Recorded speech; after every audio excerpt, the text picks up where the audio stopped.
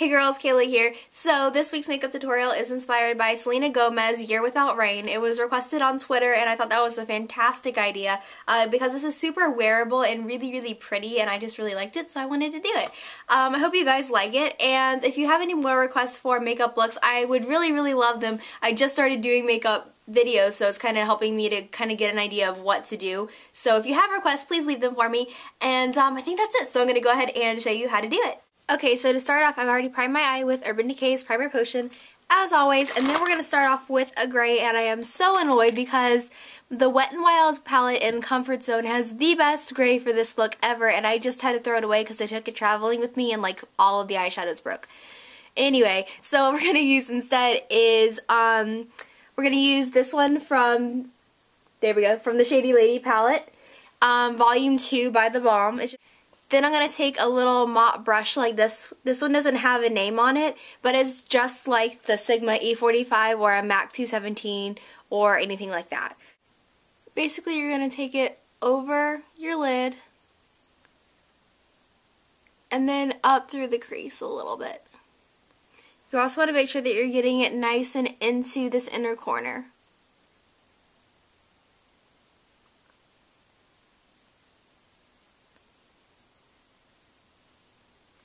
I take a lighter shimmery silver color that looks like this, and it's just because this one's just a little tiny bit dark, and I'm going to take this over the inner half of the eye.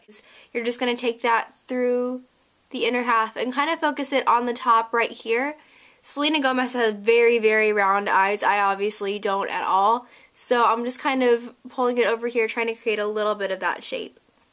For my brow bone, I'm using this color from the Shady Lady Volume 1 palette by the Balm, and this one is just a very light color. It has a little bit of a gray hint to it, and it only has a tiny bit of shimmer to it, which is why I like it for the brow bone, because I don't like tons and tons of shimmer for the brow bone area. So I'm just going to take that and put it underneath my brow bone and blend out that color just a little bit from that base color that we laid down. Then I played around with a lot of colors for that little tiny bit of definition through the crease. The one that I ended up being happiest with was this one right here. And that one's from the Stila Artist Palette, which I think is also discontinued. Sorry to use so many discontinued products, but basically it's just a darker, warmer gray than what I had before. I'm going to take whatever you were using before and then darken that by about 2 or 3 shades, and that's what you want in your crease. And if you need to mix a couple eyeshadows together to make that happen, totally okay. But you're basically going to take that on your brush, and then you're going to focus it towards the outside right here, and then just bring it in a little bit, but what you're going to do is bring it in from right here, and then bring it over a little bit into the crease, but it's really not going very far over. Alright, then you just want to clean your brush off by wiping it off on a little towel or something, and then just use the same brush kind of blend it around and make sure you have it where you want it. Now we're going to do the underside of the eye, and you can kind of decide what color you want to use for this. I would suggest either the color that we put over most of the lid or the color that we did in the crease for underneath the eye. I ended up doing just a little bit something different. I used this, it's a mineral eyeshadow by e.l.f. that I ended up pressing into a pan. I cannot remember the name of this, but I'll try to look it up and find it for you guys. But it's just a really shimmery slate gray, and so it's a little darker than everything else we use, but it also has a good bit of shimmer to it, which is why I liked it. Then I'm going to use the Sigma Short Shader Brush, the E20, my little tiny smudger brush, and I'm just going to smudge that underneath my eyes.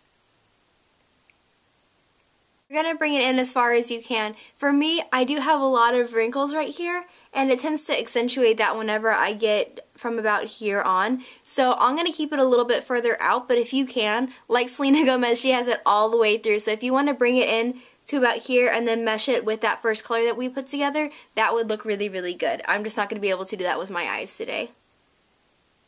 Then the final thing Selena Gomez has going on is this kind of smoky black liner. What I'm going to use for that is actually a powder, just because I like how the powders work a little bit better for creating that smoky look. So I'm going to use a matte black. So I'm just going to take a little bit of that on an angled brush. This is another brush that is not marked, but just whatever you have that's going to give you that nice straight line you can use. And I'm just going to go ahead and place that eyeshadow right against the lash line, going around. And you're also going to bring that a little bit into the inner corner as well. I'm just tapping it on right there because I can't get a whole lot of line right there.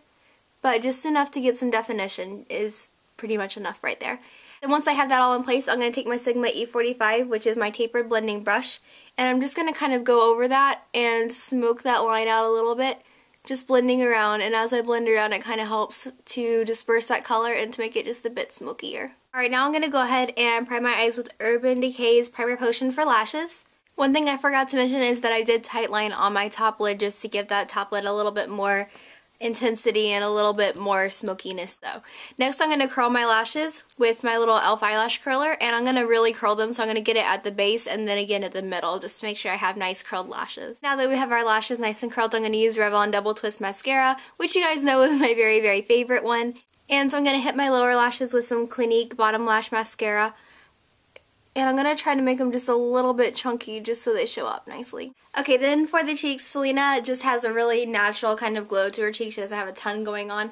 So I'm going to use e.l.f.'s blush in Peachy Keen. Nope, I'm sorry, Candid Coral. It's a really nice, warm, peachy pink. And it has a nice glow to it, just a little bit of like golden shimmer, not a ton, nothing crazy. I'm just going to take that on a blush brush, throw that over my cheeks. And you'll see it doesn't give a ton of color, but the shimmer does pick up really nicely, and it does kind of wake up my face just enough for the look. I'm wearing Revlon's Just Enough Buff, which is my favorite nude for my skin tone because it's got the nice peachiness to it and it doesn't wash me out too much. And then I actually over that have NYX Megashine Lip Gloss in Sweetheart, which is a really nice, really light color, and I like it because it kind of lightens up the Just Enough Buff enough for this look. And that's it. That's my Selena Gomez Year Without Rain inspired makeup tutorial. I hope you guys like it, and I'll see you in my next video. Mwah!